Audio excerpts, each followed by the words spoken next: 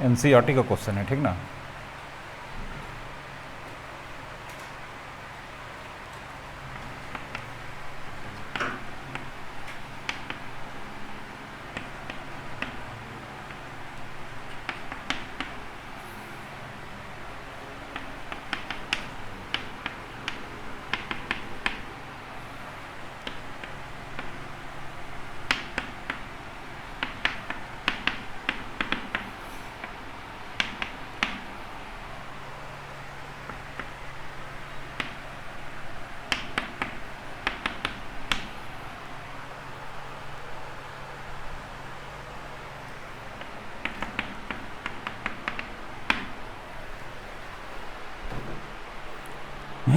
सो करना ये बाइजेक्टिव है।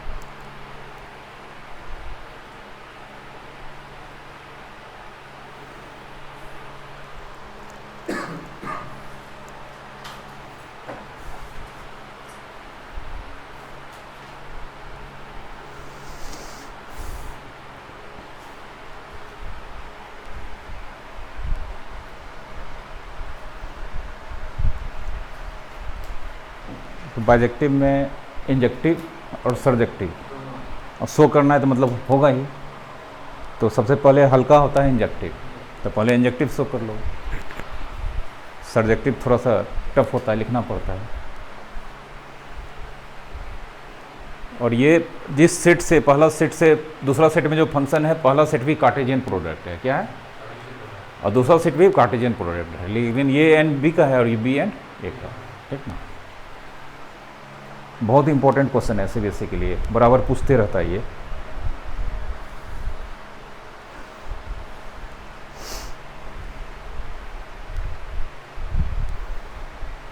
चलो बनाते हैं, देखो। फॉर सबसे पहले किसके लिए, इंजेक्टिव लेट, ये जो बोलो, ये इसका जो एलिमेंट होगा नॉर्मल एलिमेंट होगा या ऑर्डर पेयर होगा। तो हम इंजेक्टिव के लिए मानते थे late x1, x2 belongs to ए, मानते थे ना। तो यहाँ x1 और x2 नॉर्मल एलिमेंट होता था, लेकिन अब यहाँ x1 के जगह पे जो एलिमेंट होगा इसका वो नॉर्मल होगा या ऑर्डर पेयर। तो लेट ए बी, ये हो गया x1 का, comma C D belongs to किसका, ठीक है। और उसके बाद फिर मानते थे f(x1) इक्वल्स टू कितना, f(x2) मानते थे ना। फिर करते यहाँ पे लेट करेंगे, let F A B equals to f(x1) हो गया, और ये f सी डी, ठीक ना। और इसके बाद हम प्रोसीड करते थे, आगे बढ़ते थे, और लास्ट में अगर x1 इक्वल्स टू x2 आ जाता था तो यहाँ पे शो करना है, तो लास्ट में order pair a B equals to order pair c d आना ही चाहिए। अब ऑर्डर पेयर ए बी बोलता है एफ ए बी पुट करेंगे, मिलेगा क्या, बी ए, ठीक ना। और सी डी पुट करेंगे, क्या मिलेगा, अगर ए बी पुट करेंगे बी ए मिलेगा, तो सी डी पुट करेंगे डी सी मिलेगा, ठीक ना। लेकिन याद करो, जब हम फंक्शन पढ़ाने से पहले हम 11th का कॉन्सेप्ट पढ़ा रहे थे, तो ऑर्डर पेयर का कॉन्सेप्ट पढ़ाए थे कि दो ऑर्डर पेयर, मान लो अगर एक्स वाई और ए बी, दो ऑर्डर पेयर के बीच सामने में किस चीज़ का साइन आ जाए, तो दो ऑर्डर पेयर तभी इक्वल्स होता है जब फर्स्ट एंट्री के इक्वल होता है, सेकेंड एंट्री के इक्वल होता है। मतलब एक्स ए के इक्वल होगा एंड वाई। तो यहाँ भी सेम सिचुएशन आ गया कि पहला ऑर्डर पेयर बी है, दूसरा ऑर्डर किसके बराबर, तो देयरफॉर बी डी एंड ए किसके इक्वल, सी, ये होगा। तो देयरफॉर हमको x1 इक्वल्स टू x2 लाना है, तो therefore a b order pair a B, ये एक्चुअल में किसका वैल्यू हो गया, x1, और x2 का वैल्यू कौन है, सी डी है। तो सी की जगह पे क्या लिख सकते हैं, ए, सॉरी एक मिनट,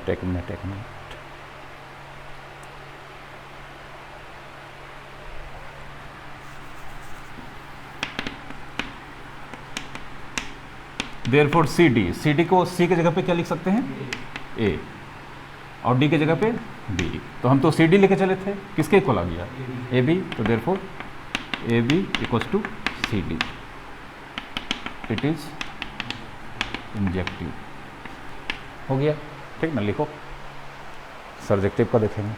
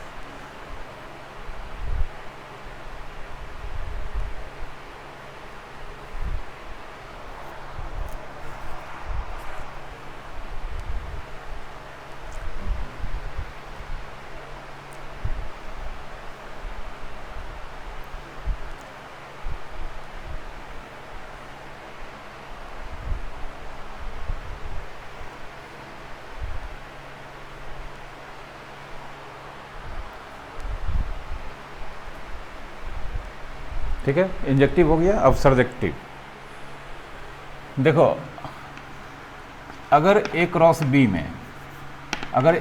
में एलिमेंट ए बी है तो बी क्रॉस ए में क्या होगा, ए बी होगा कि बी? ए क्रॉस बी का अगर element order pair a b है तो ए वैल्यू लेगा किससे, ए से, और बी वैल्यू लेगा किससे, बी से। तो बी क्रॉस ए का पहला एलिमेंट ऑर्डर पेयर में कौन होगा, ए कि बी? बी होगा, ठीक ना। चलो, इंजेक्टिव तो हो गया। अब for surjective,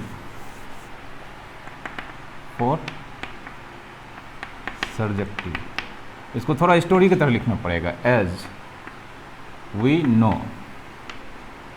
if order pair a b belongs to a cross b, अगर order pair a cross b का एलिमेंट है, then order pair b a belongs to b cross a must holds, होना ही पड़ेगा, ठीक ना, कोई नहीं रोक सकता है, ठीक ना, कोई दिक्कत। अब हियर एफ ए बी, इस क्वेश्चन में एफ ए बी का वैल्यू कितना मिल रहा है, बी ए। तो ए बी पुट कर रहे हैं, बी ए मिल रहा है, तो बी ए पुट करेंगे, मतलब बी ए पुट करेंगे क्या मिलेगा, ए बी मिलेगा, ठीक ना। लेकिन बी ए तो है किसका एलिमेंट, बी ए तो है तुम्हारा बी क्रॉस ए का।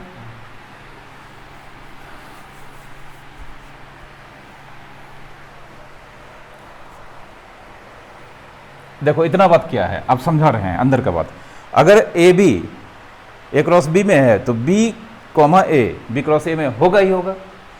अब जितना भी ऑर्डर पेयर ए बी है उसका इमेज क्या मिल रहा है, बी ए, और जितना भी b a order pair b a b cross a में है उसका इमेज मिल रहा है, मतलब उसका प्री इमेज ए बी किस में मिल रहा है, ए क्रॉस बी में। तो एज एवरी, ये किस चीज़ का सिंबल है, every b comma a belongs to b cross A.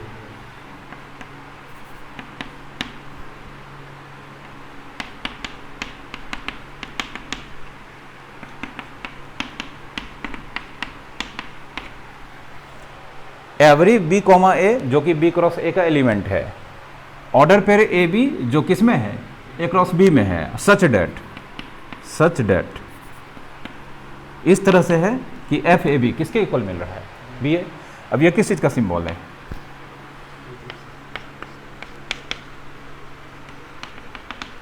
There exists का मैथमेटिक्स में ये सिंबल होता है, ठीक ना, बहुत ज़्यादा बुक में यूज करता है, हम लोग भी करेंगे, ठीक है।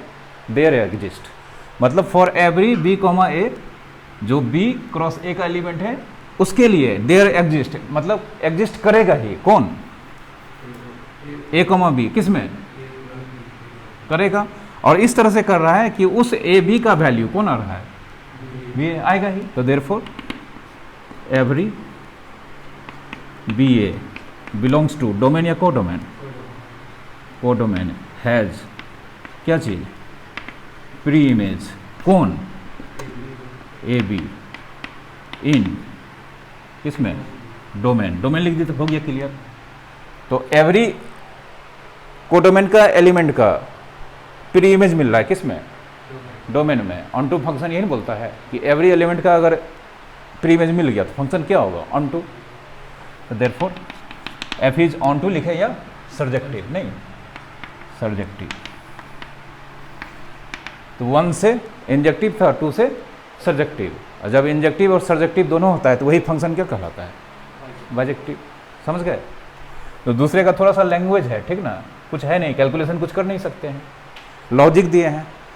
डेफिनेशन से हम पढ़ाए हैं या जानते हैं कि अगर order pair a b a cross b में है तो b comma a b cross a में होगा ही। और इस क्वेश्चन में ऑर्डर पेयर ए बी का इमेज क्या है, बी ए है। और एवरी बी ए जो बी क्रॉस ए का है कम से कम एक देयर एग्जिस्ट, मतलब एग्जिस्ट करेगा ही। कौन, ए कॉमा बी, जो किसका एलिमेंट होगा, डोमेन का, जिसके लिए एफ ए बी का वैल्यू क्या आएगा ही आएगा। मतलब एवरी बी ए का प्री इमेज मिलेगा। तो from 1 and 2 it is bijective. कोई दिक्कत, समझ गए, लिख लो, ठीक ना। अभी थोड़ा समझने में हो सकता है दिक्कत होगा, बोलोगे सर हाँ हिला के तो हम नहीं मानेंगे, जब 3-4 बार बना लोगे तब ये सेट हो जाएगा, ठीक ना, हमको पता है ना।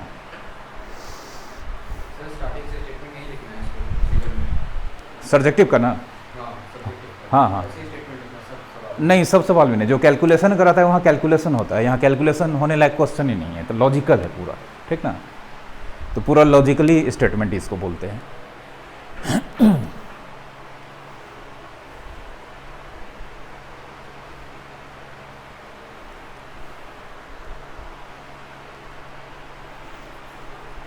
ऐसा क्वेश्चन है एनसीईआरटी में, एक क्वेश्चन दूसरे से टोटली डिफरेंट है।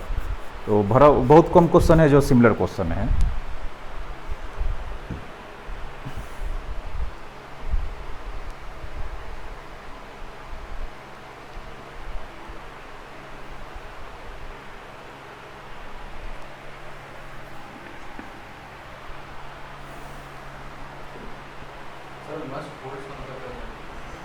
मस्ट एक होता है होल्ड, होल्ड मतलब होना है, और मस्ट मतलब होगा ही, ठीक ना। मतलब ऐसा नहीं है कि हाँ चलो इसका हो गया तो उसका नहीं हुआ। मस्ट होल्ड लिख दिए मतलब उसका होना ही पड़ेगा, ठीक ना। और होना ही पड़ेगा कुछ ये ऑन टू फंक्शन यही बोलता है कि एवरी एलिमेंट का प्री इमेज होना ही पड़ेगा, ठीक ना। एक भी एलिमेंट का कोडोमेन का अगर प्री इमेज नहीं होगा तो नहीं हो पाएगा, इसलिए मस्ट होल्ड लिखे हैं, ठीक ना।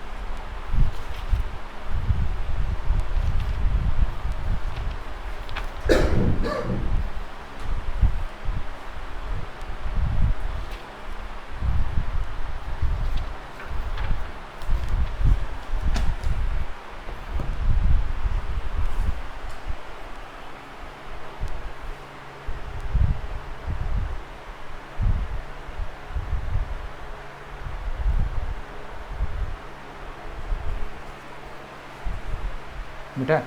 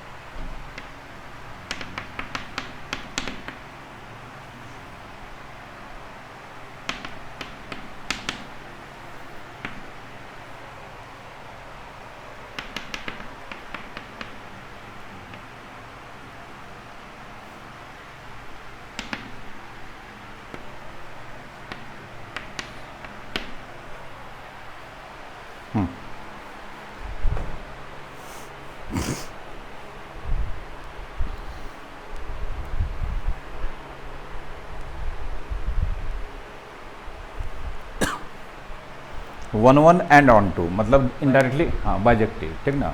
ऐसा नहीं कि वो सिर्फ वन वन या onto, one one and लिख दिया है तो बाइजेक्टिव चेक करना है। और ये क्वेश्चन बना सकते हो, ऐसा क्वेश्चन हमको लगता है 3-4 बनवा चुके हैं, नहीं इसमें दिक्कत नहीं होगा। और ये एनसीईआरटी का क्वेश्चन है, ऑलरेडी इस तरह का क्वेश्चन हम बनवा चुके हैं एनसीईआरटी। हाँ वन वन हो गया इंजेक्टिव और ऑन टू हो गया सर्जेक्टिव। वन वन भी लिखोगे तो कोई दिक्कत नहीं है, ये बस याद रखना है वन वन को इंजेक्टिव बोलते हैं और ऑन टू को सर्जेक्टिव।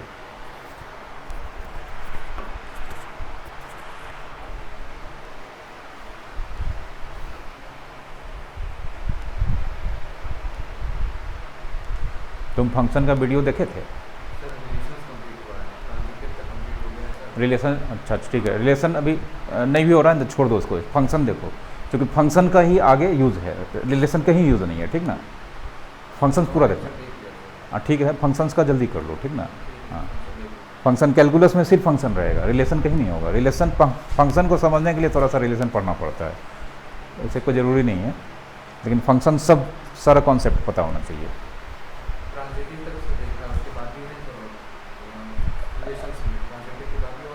नहीं, ट्रांजिटिव के बाद इक्विवेलेंस रिलेशन है, जो रिफ्लेक्सिव, सिमेट्रिक, ट्रांजिटिव तीनों होता है उसको इक्विवेलेंस बोलते हैं, बस इतना ही है। और एक इक्विवेलेंस क्लास होगा, हाँ वो, ठीक ना, इक्विवेलेंस क्लास होगा, बुक में है, एग्जाम्पल है ही नहीं बुक में तो हम बताए हैं। इंजेक्टिव चेक करो ना, इंजेक्टिव तो तुरंत हो जाएगा।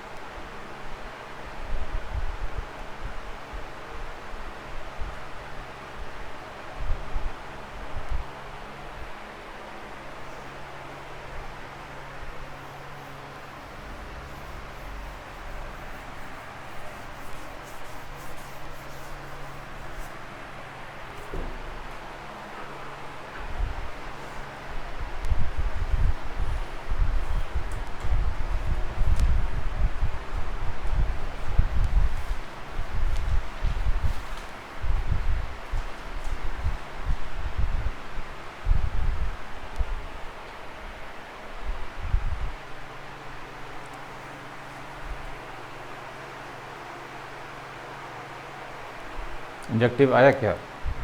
इंजेक्टिव आया तो सर्जेक्टिव में वही x का वैल्यू y के टर्म में निकालो और डाउटफुल वैल्यू देखो, वो अगर कोडोमेन में नहीं है तब हो जाएगा तुम्हारा।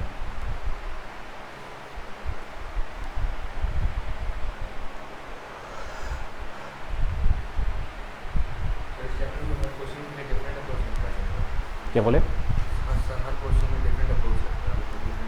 हाँ इस चैप्टर में क्वेश्चन को बनाने के लिए ना कॉन्सेप्ट होना चाहिए, ठीक ना।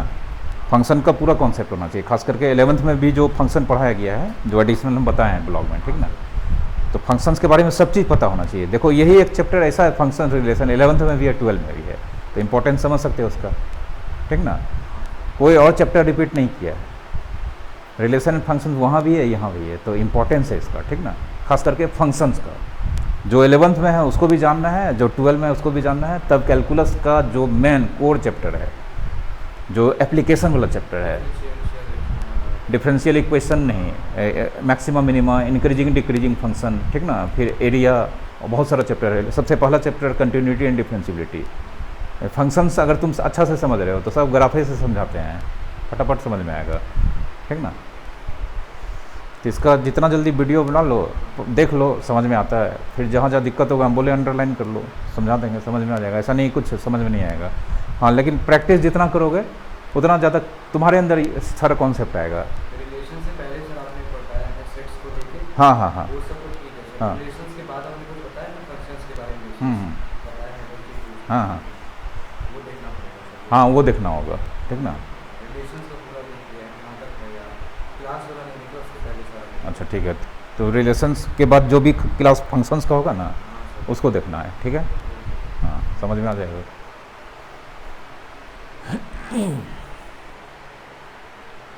उसमें सर ट्रांजिटिव वाला फंक्शन थोड़ा दिक्कत देता है सर, प्रोसीजर उसका बहुत बड़ा। हाँ, ट्रांजिटिव वाला थोड़ा बड़ा होता है। रिफ्लेक्सिव सिमेट्रिक ठीक है, ट्रांजिटिव लेंदी होता है, और इक्विवेलेंस आ गया तो तीनों देखना पड़ेगा, ठीक ना। और अभी जो सिलेबस चेंज किया है ना क्वेश्चन का पैटर्न, उसमें अजीब टाइप का क्वेश्चन पूछता है, बुक से रहता ही नहीं है। इस साल जो क्वेश्चन से पूछा था बड़ा, मतलब आपको कॉन्सेप्ट है तभी बनेगा सीबीएसई में, नहीं तो नहीं बनेगा, ठीक है। इस साल एकदम चेंज कर दिया है, तो हम भी क्या करते हैं, पूरा खोज खोज के क्वेश्चन लाते हैं, पूछिएगा कहाँ से, देख लेते हैं। पहले रहता था ये पढ़ा देते थे, एग्जाम्पलर पढ़ा देते थे, क्वेश्चन बैंक पढ़ा देते थे, उसी से आएगा। अब क्वेश्चन बदल देता है, कितना ना कोचिंग आ गया ना, ये फिजिक्स वाला, दिस डेट वाला, ठीक है ना, सब लोग उस तरह का क्वेश्चन करवाता है। तो प्रैक्टिस सेट हो गया, बना लिए, याद कर लिए लेकिन अब कॉन्सेप्ट सब गायब रहता है। हाँ, तो कॉन्सेप्ट अब यही बनाओ, कॉन्सेप्ट का बाप रही, ठीक ना। ये बुक बना लो, और हम जो क्या कहता है असाइनमेंट देते हैं, बस हो गया। सिर्फ क्लास में प्रेजेंट रहिए, कॉन्सेप्ट कहाँ जाएगा, क्लास में एब्सेंट नहीं करना, बना। अच्छा ठीक है, पहले हम 1 2 बनाते हैं, ठीक ना। ये रिलेशन एंड फंक्शन कम से कम आपको अपने बल पे 5 बार बनाना पड़ेगा, ठीक ना, हाँ, 5-6 बार सारा क्वेश्चन को देख के। हम जितना क्वेश्चन इसमें किए हैं, इसमें करवाएं असाइनमेंट, सब क्वेश्चन को आप 5 बार बना लीजिए, सब कॉन्सेप्ट आ जाएगा इसमें, ठीक ना। वो क्वेश्चन ने मिटा दिया, चलो देखो यहाँ पे 4 on 2 y = x - 2 / x - 3। अभी y का वैल्यू x के टर्म में है, अब x का वैल्यू y के टर्म में निकालेंगे, क्रॉस मल्टीप्लिकेशन कर देते हैं, y × x, xy, y × -3। अब x को इधर लाएंगे, y को उधर ले जाएंगे, तब ना x का वैल्यू y के टर्म में निकलेगा, xy माइनस 3y - 2, ठीक है। अब x कॉमन लेंगे, 3y, तो therefore x = 3y - 2 / y - 1 2b। क्या चीज़ होने के लिए, मतलब x का वैल्यू y के टर्म में, y जब पुट करेंगे तो होना चाहिए क्या चीज़, रियल। होने के लिए ये क्या नहीं होना चाहिए, y - 1 0 नहीं होना चाहिए, तो देयरफॉर y - 1। तो अब मेरा मिट गया है सर, तो y किस में, कोडोमेन में 1 है कि हटा दिए हैं, हटा दिए हैं। तो जिस मतलब हमको पता है कि ये सब y के लिए रियल होगा, सिर्फ किसके लिए बच रहा था, तो 1। अगर कोडोमेन में y होता 1, तो यहाँ पे 1 पुट करते तो रियल नहीं आता, लेकिन कोडोमेन में खुद बाहर कर दिए हैं, तो अब तो उससे एरो आने, उसके पास एरो आने का चांस ही नहीं है, तो बाकी जो भी नंबर होगा उसके लिए होगा। तो एज यहाँ लिखेंगे, as y = 1 does not belongs to किसके पास, कोडोमेन, आर नहीं, a to b है फंक्शन, ठीक ना।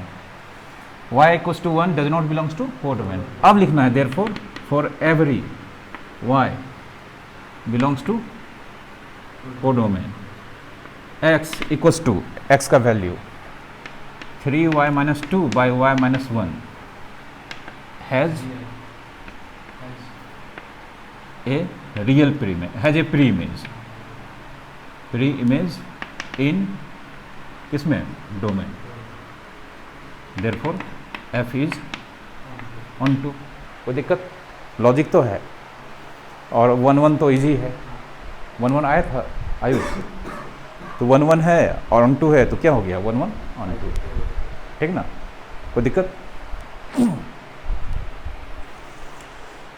अभी ये सब क्वेश्चन स्टॉप करते हैं। अब एक सबसे इंपॉर्टेंट फंक्शन जो लास्ट है, मतलब फंक्शन के कैटेगरी का लास्ट है, ठीक ना, कैटेगरी नहीं, मतलब अभी तक जो फंक्शन पढ़े थे ना उसका इन्वर्स पढ़ना है। क्या पढ़ना है, मतलब फंक्शंस का इन्वर्स पढ़ना है, ठीक ना, जिसको इन्वर्टिबल फंक्शन बोलते हैं, ठीक ना। अगला जो चैप्टर है उसका नाम है इन्वर्स ट्रिग्नोमेट्रिकल फंक्शन। देखो कितना अच्छा है, इन्वर्स ट्रिग्नोमेट्रिकल फंक्शन, उसके पहले इन्वर्स फंक्शन बोलता है, पढ़ लीजिए आप, ठीक है।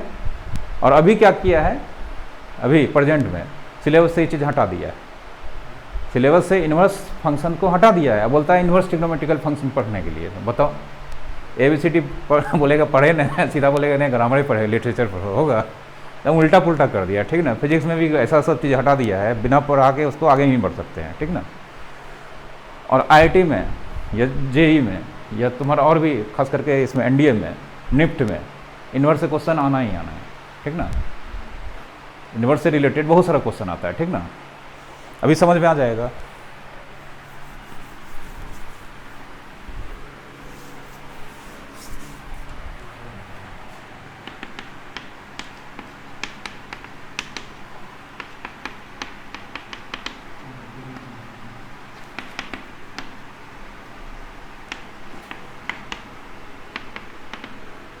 लिखो invertible function and inverse of a function, ठीक है, बहुत इंटरेस्टिंग टॉपिक है।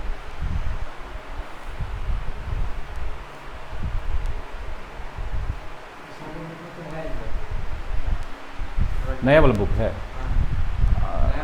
अच्छा देखें, पिछले साल नहीं था।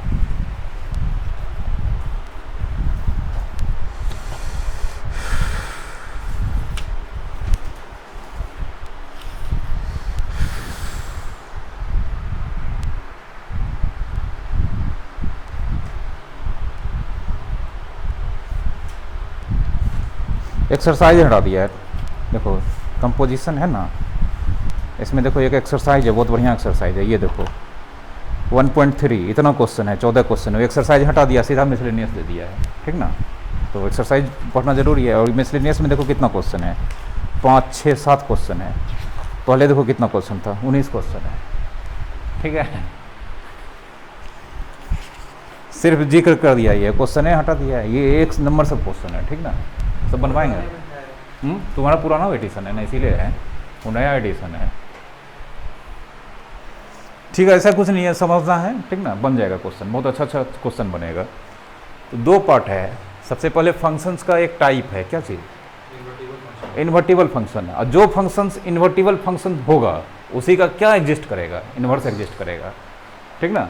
अगर फंक्शंस, कोई भी फंक्शन इन्वर्टिबल फंक्शन है तभी हम उसका इन्वर्स निकाल सकते हैं, ठीक ना। तो अब इन्वर्टिबल फंक्शन क्या है, तो अब ये बता देते हैं एकदम शुरू लाइन में, याद हो जाएगा। जो फंक्शन बाइजेक्टिव होगा, क्या होगा, वही इन्वर्टिबल होगा, ठीक ना। जो फंक्शन बाइजेक्टिव होगा ओनली वही फंक्शन इन्वर्टिबल होगा, और जो फंक्शन इन्वर्टिबल होगा उसी का इन्वर्स निकलेगा, ठीक है, कोई दिक्कत। जो फंक्शन बाइजेक्टिव नहीं होगा वो इन्वर्टिबल कभी नहीं होगा, ठीक है। अब इन्वर्टिबल के लिए डेफिनेशन, ठीक ना।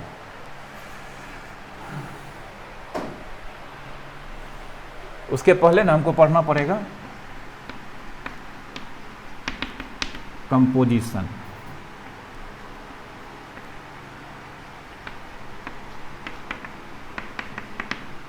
इन्वर्टिबल का डेफिनेशन अगर समझना है तो सबसे पहले हमको पढ़ना पड़ेगा composition of functions, composition of function, इसको लिखो, ठीक है।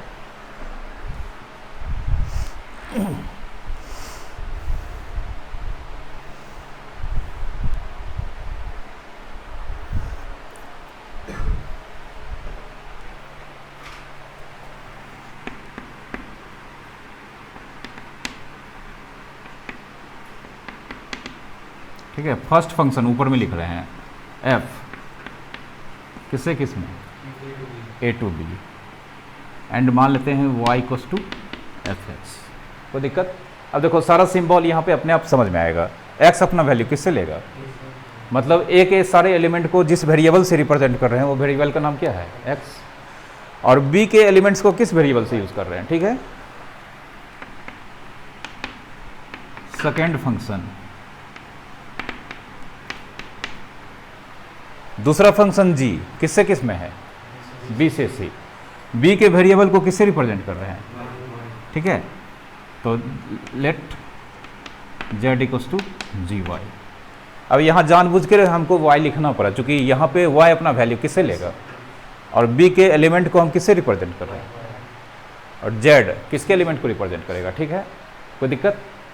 अब देखो फर्स्ट फंक्शन सेकेंड फंक्शन, इसी का चक्कर है यहाँ पे। क्या चीज़ एग्जिस्ट होने के लिए, कंपोजिशन ऑफ फंक्शन एग्जिस्ट होने के लिए। तो कंपोजिशन ऑफ फर्स्ट, कंपोजिशन मतलब क्या होता है, मिक्सअप, ठीक ना। कंपोज करना मतलब किसी चीज़ को, कोई नया चीज़ बनाना, दो चीज़ मिलाकर। तो यहाँ पे फंक्शन का कंपोजिशन है, मतलब दो फंक्शन चाहिए। तो दो फंक्शंस में एक पहला होगा, एक दूसरा होगा। तो दो फंक्शंस का कंपोजिशन तभी एग्जिस्ट करेगा जब पहला का और दूसरा का सेम होगा। तो पहला का ये क्या है बोलो, कोडोमेन, दूसरा का, ठीक ना। पहला फंक्शन और दूसरा फंक्शन का कंपोजिशन तभी एग्जिस्ट करेगा जब पहला का कोडोमेन, दूसरा का डोमेन। संयोग से देखो कितना अच्छा वर्ड है, कोडोमेन किससे स्टार्ट होता है, सी से, और domain a b c d पढ़ते हैं, सी डी बगल में है। तो पहला का सी, दूसरा का डी सेम होना चाहिए। क्या होना चाहिए, ऐसे याद रखेंगे ना बुक वाला। तो अभी सी डी बता रहे हैं, एक महीना के बाद डी सी हो जाएगा, ठीक ना। समझा, पता नहीं चलेगा, कभी सी डी हुआ, कभी डी सी बोल दिए। अब कितना अच्छा है, पहला का सी, दूसरा का डी सेम होना चाहिए, एकमात्र कंडीशन है। तो फर्स्ट फंक्शन का कोडोमेन कौन है, डी। सेकेंड फंक्शन का डोमेन क्या है, कॉमन है, ठीक ना। तो देन यहाँ पे लिख रहे हैं, then composition of f and g exists if codomain f equals to domain g। मतलब composition of f and g तभी एग्जिस्ट करेगा जब कोडोमेन किसका, f का, और डोमेन किसका, g का सेम होगा, ठीक है। कोई दिक्कत? Now composition of f and g, इसका symbol composition of f and g denoted by composition f and g। इसका कुछ सिंबल होगा। पहले किसका जिक्र किया गया है, f का, बाद में जिसका जिक्र बाद में किया गया है, जो दूसरा फंक्शन है उसको पहले लिखेंगे, जो पहला फंक्शन है उसको बाद में लिखेंगे, बीच में सर्कल यूज करेंगे। क्या यूज करेंगे, सर्कल, ठीक है। Composition of f and g, symbol हो जाएगा g सर्कल f। क्या चीज़, g सर्कल f। ऐसे गॉफ फॉग यही पढ़ेंगे, हम लोग भी पढ़ेंगे, ठीक ना। लेकिन एक्चुअल नाम है g सर्कल f, ओ नहीं है, ठीक ना। कोई दिक्कत? Is a function. अब composition of f and g, जो यहाँ पे g सर्कल f है, ये भी क्या होगा, फंक्शन होगा। तो फंक्शन होगा तो एक सेट से दूसरे सेट में होगा। तो ये जो फंक्शन होगा नया, पहला का क्या मैच कराए थे, b, दूसरा का किससे मैच किया था, b। इसका ये हटा दो, इसका ये हटा दो, इसके पास क्या बचा, हाँ, तो ये हो जाएगा a टू c। समझे, ये डेफिनेशन है, इसको लिखो और चीज़ समझाते हैं।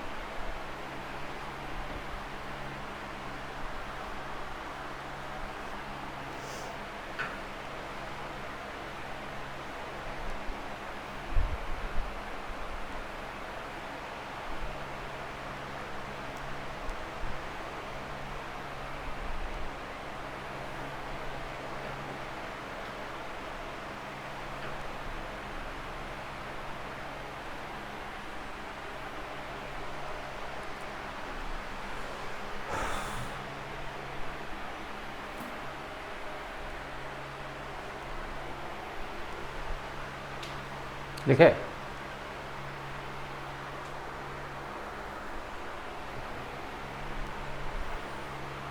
याद रहेगा, इसको पढ़ेंगे जी सर्कल एफ, या लूजली पढ़ना है तो गॉफ।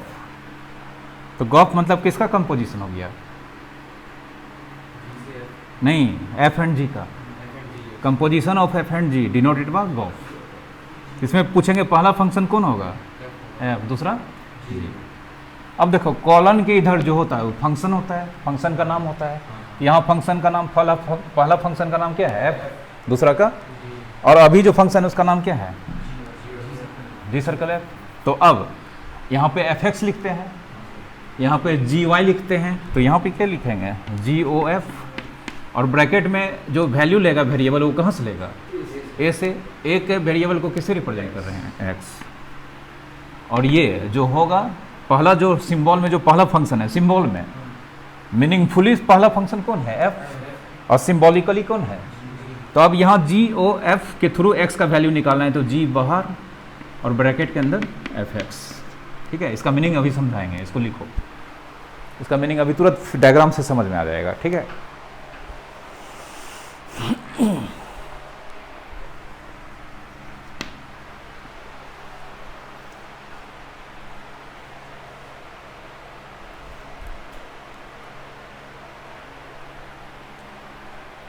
डायग्राम से अभी एकदम एग्जैक्ट मीनिंग समझ में आ जाएगा, फिर एग्जांपल देंगे उससे भी समझ में आ जाएगा, फिर क्वेश्चन भी बहुत तेज़ी से बनेगा इसका। ठीक है, देखो डायग्राम से इसको समझाते हैं। डायग्राम से समझना हर चीज़ ईजी होता है।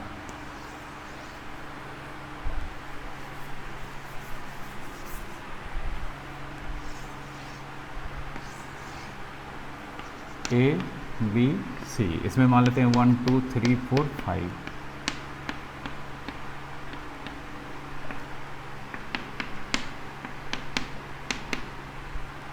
ए से बी में जो फंक्शन था उसका नाम क्या था? एफ। बी से सी में जो फंक्शन था उसका नाम था जी। अब ए से बी में फंक्शन है, मान लो ये एग्जांपल लिए हैं तो कुछ ऐसे बना देते हैं। इधर से एवरी एलिमेंट से एक ही एरो निकलेगा फंक्शन होने के लिए। अब इसके एवरी एलिमेंट से इसमें जाएगा कितना एरो? एक एरो दे देते हैं।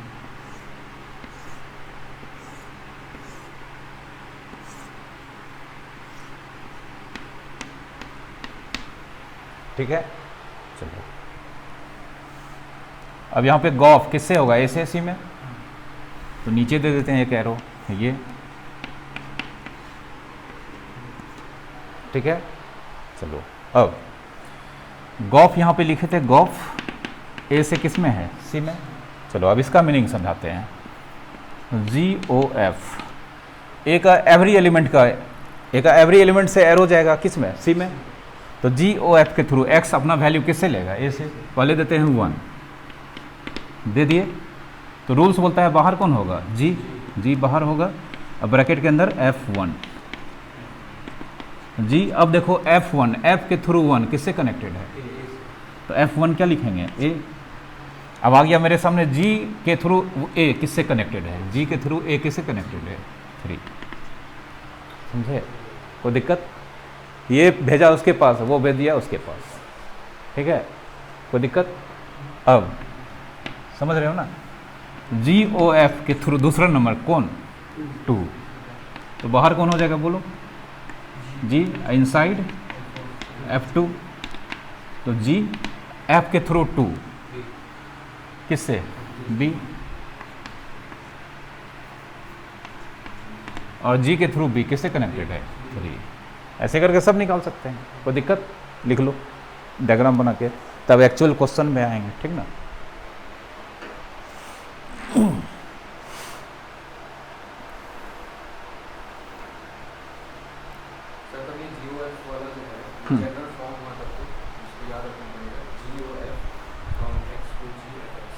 ये ना, हाँ ये हमेशा याद रखना है। GOF के थ्रू एक्स निकल, पहला बाहर हो जाएगा, दूसरा एक्स के साथ अंदर, ये हमेशा याद रखना है। ठीक ना?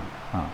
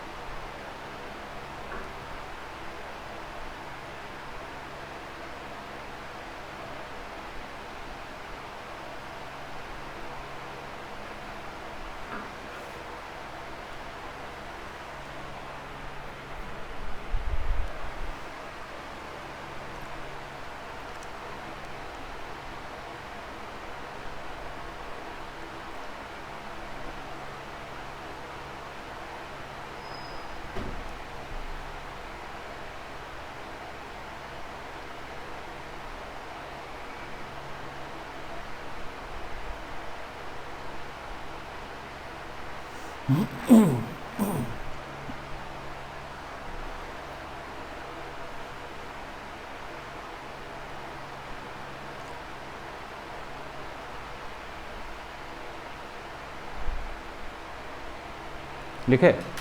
अब देखो,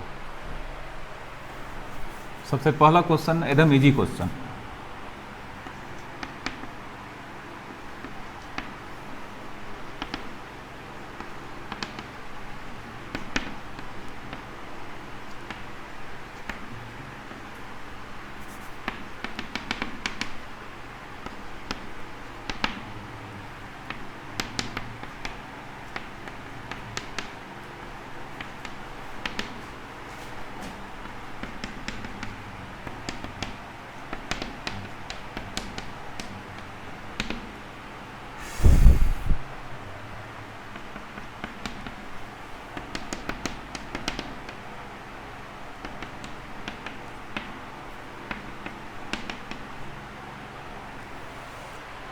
इस तीनों क्वेश्चन में सिर्फ बताना है कि फॉग गॉफ एग्जिस्ट करेगा कि नहीं करेगा, ठीक ना, बस। उसके बाद फिर आएंगे इस तरह का क्वेश्चन। फॉग किसका कंपोजिशन हो गया ये बोलो। नहीं नहीं, फॉग कंपोजिशन किसका हुआ पहले इसमें ये बोलो। दो में किसका, पहला कौन? पहला है जी। हाँ जी है, दूसरा एफ, ठीक ना, करेगा फॉग करेगा। पहला दूसरा देखना है, फिर पहला का सी दूसरा का डी देखना है। अगर ये सब मिल गया करेगा।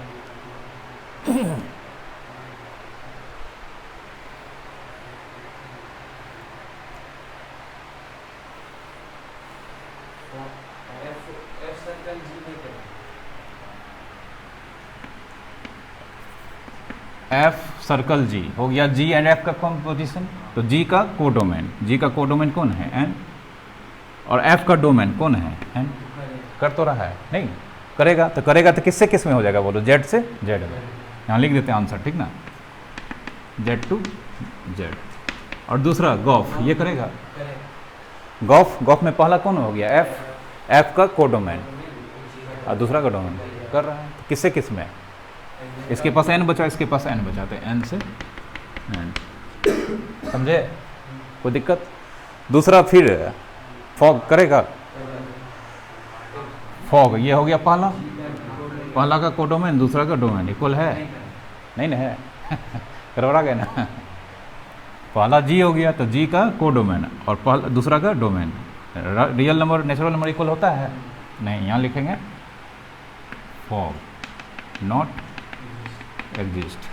और गॉफ इसका आर इसका एन नहीं करेगा। गॉफ नॉट एग्जिस्ट, ये तो करेगा, सब आ रहे हैं, ठीक ना। तो एक दो एक चक्कर नहीं है, तो ये दोनों करेगा। एफ ओ जी ये भी आर से आर में होगा और जी ओ एफ आर से आर में।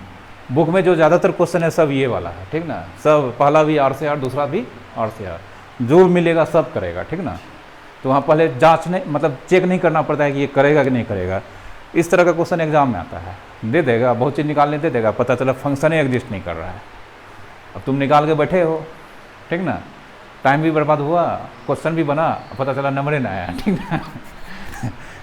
तो एग्जाम में एक नंबर में ही सब देता है, जबकि ज़्यादातर क्वेश्चन बुक में सिर्फ ये है, ठीक ना। बनाने दे रहा है, उसको पता है, कोई दिक्कत। इसका क्वेश्चन कल देखेंगे, ठीक ना। ओवर हो गया टाइम। मैथ में फिजिक्स में चूँकि न्यूमेरिकल्स है बहुत आज,